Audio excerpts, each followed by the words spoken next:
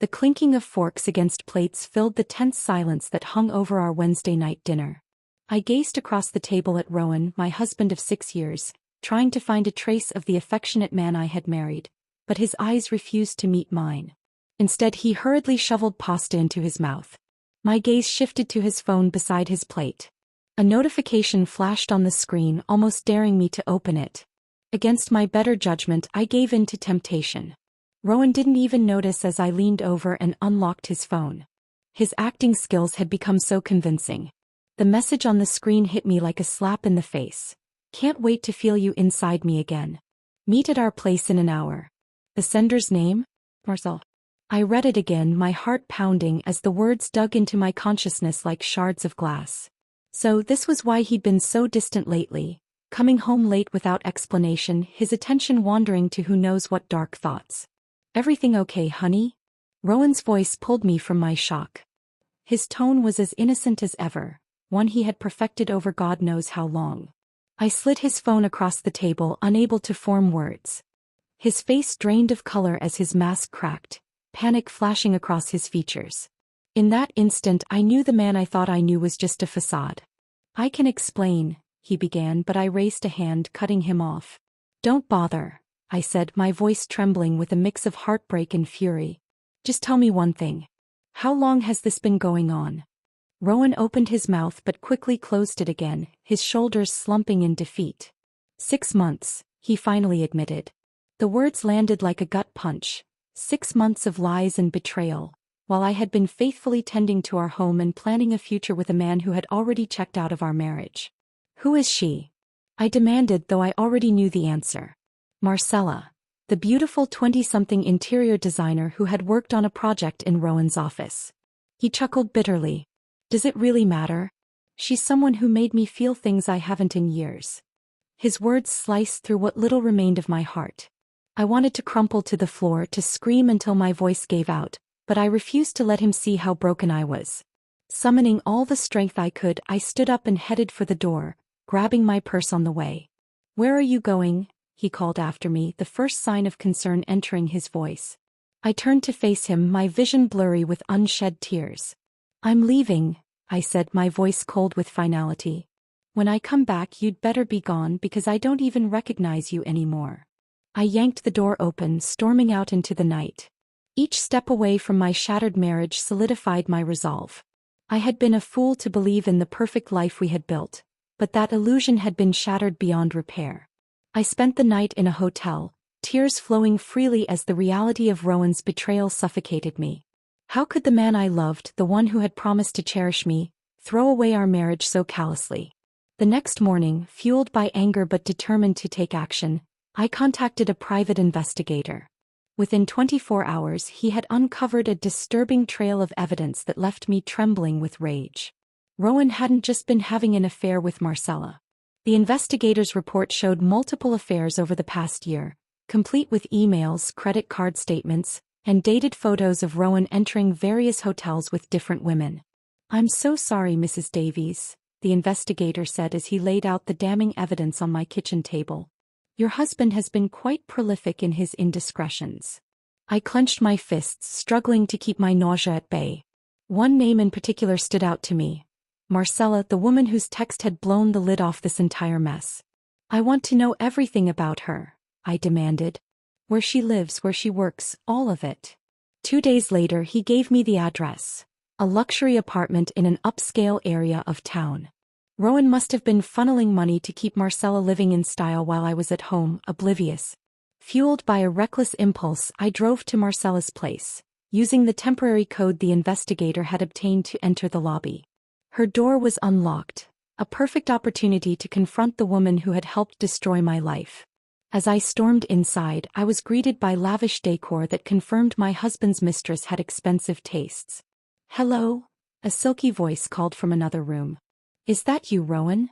I clenched my fists as Marcella, the raven-haired seductress, appeared, wearing nothing but a silk robe that clung to her body. Her eyes widened in surprise when she saw me. You, I spat, fury rising in me.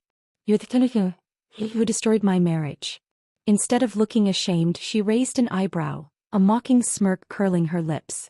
Well, if it isn't the famous Mrs. Davies, she taunted. I was wondering when you'd show up to meet the woman your pathetic husband can't resist. White-hot rage consumed me. Without thinking, my hand shot out, landing a resounding slap across her face. She gasped, recoiling in shock. A savage thrill rushed through me. You're going to regret that, she hissed, clutching her cheek. Wait until Rowan hears about this. Rowan is leaving me for you, isn't he? I retorted, advancing until she was backed up against the wall. Let me give you a reality check, you home-wrecking snake. He's broke. He's been spending our money on hotels, gifts, this expensive apartment, all to keep a manipulative gold digger like you around. A flicker of disgust crossed her face before her arrogance returned. We'll see about that, she sneered. This isn't over, Mrs. Davies. Not by a long shot. As she slinked away, I seethed, my desire for vengeance burning hotter than ever before. Oh, I thought bitterly. This is just the beginning. After my explosive confrontation with Marcella, I was consumed with rage and pain. I returned home, my mind focused solely on tearing the smug look off her face once and for all. Rowan had moved his things into the guest bedroom, and his eyes widened in alarm when he saw me storm through the front door. Alara, what's going on? He asked, concern creeping into his voice. I didn't answer with words. Instead, I flung the evidence the investigator had gathered across the room, letting the printed emails, photos, and financial statements scatter across the floor like confetti. Rowan paled as he scanned the documents, finally realizing the full extent of his betrayals. You've been having multiple affairs, I said, my voice dangerously calm. For over a year by the looks of it. And that's not even the worst part.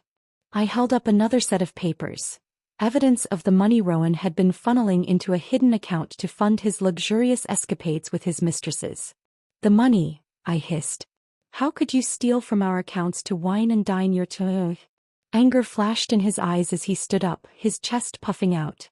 Don't you dare take that sanctimonious tone with me, he snapped. You drove me to this, Alara. Our marriage has been a miserable shell for years. Can you really blame me for finding happiness elsewhere? I was stunned by his audacity. Happiness? I echoed in disbelief. With that home-wrecking bimbo Marcella? She's not some enlightened woman, Rowan. She's a gold digger who's been draining you dry. For the first time, doubt flickered in his expression, but his stubbornness kept him from acknowledging my words. That's enough, he said coldly.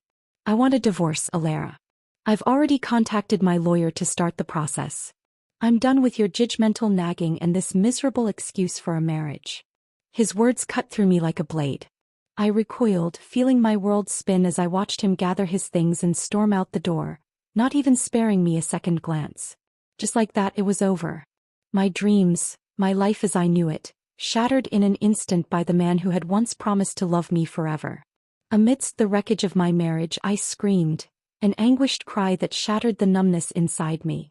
But as the scream subsided, a strange clarity took over. Amid the scattered remnants of my life, I noticed something familiar. My name on the deed to our family home, now solely in my possession. My father had insisted on that arrangement years ago, trusting Rowan's character less than I had. With a silent thank you to my father for his foresight, I knew I wasn't left with nothing. I would rebuild. And if Rowan wanted war, then so be it, I was just getting started. A feral grin crept across her lips, the evidence of what was about to unfold hanging heavy in the air. With plans in motion, Rowan wouldn't know what hit him in the coming weeks. Diane and I devised a flawless strategy to dismantle his finances and hold him accountable for his egregious actions. Our goal wasn't just to freeze the assets he had hidden to finance his secret life, but to pursue an alimony demand so hefty that it would leave him with nothing but regret. Marcella, the woman in the middle of it all, would be our key. This Marcella woman is the key, Diane said, tapping her pen on a photo of Rowan's home. If we can prove she willingly carried on an affair to secure money, we can go after her assets too. Trust me, that interior design gig is probably funding her lifestyle. My pulse quickened at the thought of Marcella facing the same reckoning Rowan was about to experience. After our confrontation at her apartment, she'd disappeared, undoubtedly counting on Rowan's deep pockets to sustain her lavish way of life. Little did she know it was about to crumble. Meanwhile, Rowan remained oddly silent, no doubt lost in denial, dreaming of his future with Marcella, who had now become his fiancée. If only he knew the battle that was about to unfold, one that would ruin him both financially and emotionally. The storm finally broke when Diane delivered a flurry of legal papers to Rowan's apartment. A motion to freeze his assets, backed by irrefutable evidence that he had misused marital funds to fuel his affairs. With no choice but to confront the damage he'd caused, Rowan faced the devastation head-on during our first hearing. The look of shock on his face made every painful moment worth it. Marcella's absence only fueled the feeling that she'd finally wised up, cutting ties before I could dismantle her golden ticket. Rowan's stunned expression turned to fury as Diane laid out the evidence. A mountain of receipts, bank statements, hotel bookings, all pointing to his double life. His lawyer could only stutter, unable to defend the scorched earth case we had built. "You're making a mistake," Rowan snarled after the hearing, grabbing me in the courthouse lobby. For a brief moment I saw a flicker of the man I once loved, but it was gone in an instant. "Do you really think I would just walk away and let you ride off into the sunset with your pathetic second life?" I shot back, my words biting like ice. His face hardened, a sneer replacing the man I once knew. "You'll regret this," he spat, but Diane immediately stepped between us, her warning hand raised. I turned away, my indifference like armor against his impotent threats. "Believe what you want," I said, my voice steady. "But remember, Rowan, you brought this upon yourself. I'm just getting started." The legal battle spiraled into vicious attacks from Rowan's lawyers, who accused me of fabricating evidence, even going so far as to claim I was secretly meeting with other men to create a false narrative about his affairs. A laughable accusation from a man who had paid for multiple mistresses throughout our marriage. Diane assured me these were just desperate ploys to distract us from the real evidence. "The evidence trail doesn't lie," she said, cool and confident. "All we need is for him to slip up just once and his whole world will fall apart." It didn't take long for fate to provide that crack. While updating our private investigator, he made a casual remark that stopped me in my tracks. "That Marcella woman certainly gets around," he said. My hand tightened around the phone. "What do you mean?" "I've dug a little deeper," he replied. "It's not just Rowan she's after. I've got proof she's also seeing an older businessman, someone even wealthier than him." Anger surged through me at the thought of Marcella, her polished exterior hiding a woman who was using men for her own gain. It was time she learned the consequences of her actions. "Keep digging," I told the investigator. "I want everything about this other man, who he is, where they meet, all of it." A devilish grin spread across his face. "Got something devious planned, huh, Mrs. Davies?" I met his grin with one of my own. "Marcella thinks she can play men without consequences.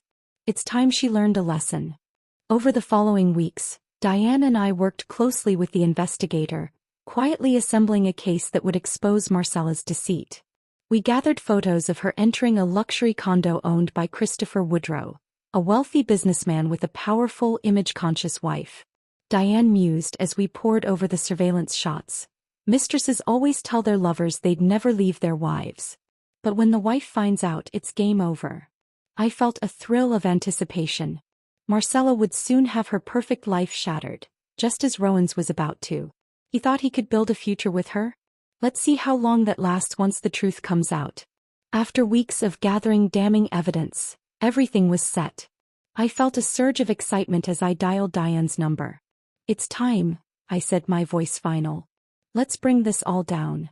The Westbridge Charity Gala would be the perfect venue for my grand finale. The city's elite would gather there, unaware that their beloved power couple Rowan and Marcella were about to become the center of a scandal that would ruin them both. When Diane and I arrived at the glittering ballroom, we spotted Marcella with Rowan, draped over him like a shiny, overpriced trophy. I felt a pang of disgust for the man I once loved. "Focus," Diane whispered. "We've got this." As we mingled among the crowd, I slipped the compromising photos and videos of Marcella's affair to Diane's assistant. Within minutes, the evidence was all over the gala, spreading like wildfire. The whispers began and soon the scandal went viral. I watched as Marcella's face drained of color when she realized who had exposed her. The next moment, Miranda Woodrow, Christopher's furious wife, appeared. "You little she shrieked, grabbing Marcella by her hair. Marcella struggled, but Miranda violently tore open her dress, exposing her to the entire ballroom. Cameras flashed as Marcella desperately tried to cover herself. Rowan stood frozen, staring at the wreckage of the woman he'd chosen over me. His expression twisted with horror as he realized that Marcella had used him, just as she had used every other man before him. I stood there savoring the moment. The poetic justice was too perfect. Marcella was humiliated, Rowan broken, and I had exacted my revenge. As Marcella fled, Rowan looked at me with a hollow gaze. I locked eyes with him and silently mouthed, "You did this to yourself." His lips trembled, a reluctant acknowledgement of the truth, before he turned and stalked away, leaving the wreckage of his life behind. Diane joined me, smiling proudly. "Well, Mrs. Davies," she said, "this was a resounding success, don't you think?" I took a sip of champagne, my grin spreading. "You don't even know the half of it. This is just the beginning." I felt a churn in my stomach as his pitiful pleas washed over me. As much as I wanted to savor his suffering, the idea of indulging his desire for penance made me sick. I was no longer the naive, impressionable woman he had married. I would never let him manipulate me with feigned contrition again. Rising to my feet, I met his gaze, noticing the faint glimmer of hope in his eyes, as if he thought I might grant him the absolution he suddenly sought. That glimmer was quickly extinguished by my next words. "I don't want your money, Rowan. I want you gone from my life." He flinched as if struck, his defeated expression turning into one of raw shock. "You mean, don't play dumb," I snapped, fighting the urge to slap the traitorous look off his face. "After everything you've done, every line you've crossed, do you really think I would be foolish enough to let you worm your way back into my life?" "But Alara, But nothing," I interrupted, leaning across the table until I was mere inches from his pathetic face. "If you agree to these terms right here and now, I'll make sure this divorce is quick. You can slink off to whatever twisted life you've planned for yourself. But you will never, and I mean never, ask for my forgiveness or understanding. Do you hear me?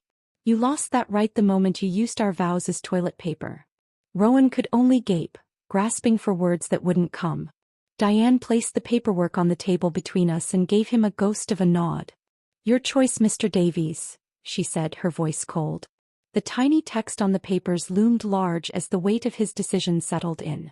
"You can either dig your heels in further, or accept these very generous terms and grant Mrs. Davies the peace she deserves." Silence stretched on, and I watched him wrestle with the emotions flickering across his face. Indignation, shame, bitter acceptance. Finally, with a grunt of resignation, he snatched the pen and scribbled his name on the dotted line, sealing our divorce. Our eyes met one last time, and I allowed myself the briefest of triumphant smiles at his chastened expression. "You'll never hear from me again," he said through gritted teeth, "but I hope you find the peace you're looking for. You deserve better than the depraved bastard I was." With that parting remark, he turned and stalked out of the office, the weight of his failure trailing behind him. I watched him until his retreating figure disappeared down the hallway, letting out a breath I hadn't realized I'd been holding. It was finally over. The man who had once meant everything to me was now nothing more than a distant memory, erased from my life like a cancer. I could finally close that chapter and look ahead to my new reality, one shaped by the venom of his actions. Diane placed a reassuring hand on my shoulder, her usual shark-like grin softened. "You did it," she said quietly. "You reclaimed your power and dignity. I've never seen a woman rise from the ashes like you have." I smiled back, feeling the weight of untold possibilities on the horizon. "This is just the beginning," I said resolute. "My rebirth starts now." 6 months after Rowan's bitter departure, the ink was finally dry on our divorce settlement, thanks to Diane's relentless legal work. I emerged from the wreckage of my marriage with the lion's share of our former assets, including the deed to our family home. I was free to begin anew. As part of the agreement, Rowan was legally prohibited from attempting to contact me, though I knew he wouldn't have anyway. The last I'd heard, he was holed up, nursing his wounds from the scandal that had shredded his reputation. I didn't take any joy in seeing him so low. My focus was entirely on myself now, on embracing this new chapter that stretched before me. The papers had made their rounds, relishing in every lurid angle of our divorce saga, but I didn't let that distract me. My life was mine to rebuild. 3 months after the divorce was finalized, I hosted an intimate gala at the Westbridge Hotel, the same venue where Marcella had suffered her downfall months earlier. This time the room was filled with the city's elite, mingling beneath towering centerpieces of fresh roses, while a string quartet played softly in the background. There would be no sordid affairs or scandals to overshadow my event. This gathering was the inaugural fundraiser for my foundation, Alara's Light, dedicated to helping women who had survived infidelity and emerged stronger for it. My speech was met with thunderous applause as I spoke about the foundation's mission: to provide counseling, legal aid, and financial assistance to struggling divorcees. A portion of the millions I had secured from Rowan would seed the foundation's early days. No woman should ever feel helpless in the wake of a spouse's betrayal, I said, scanning the audience with renewed poise. With compassion and community, we can help them rise from the devastation and rebuild their lives. As the remarks concluded, a line quickly formed of well-wishers and prospective donors, eager to support the cause. I greeted each one with a warm smile, my heart swelling with pride and purpose. Who could have imagined that this self-assured, dignified woman holding court over a crowd of admirers had once been the broken soul on her kitchen floor only a year ago?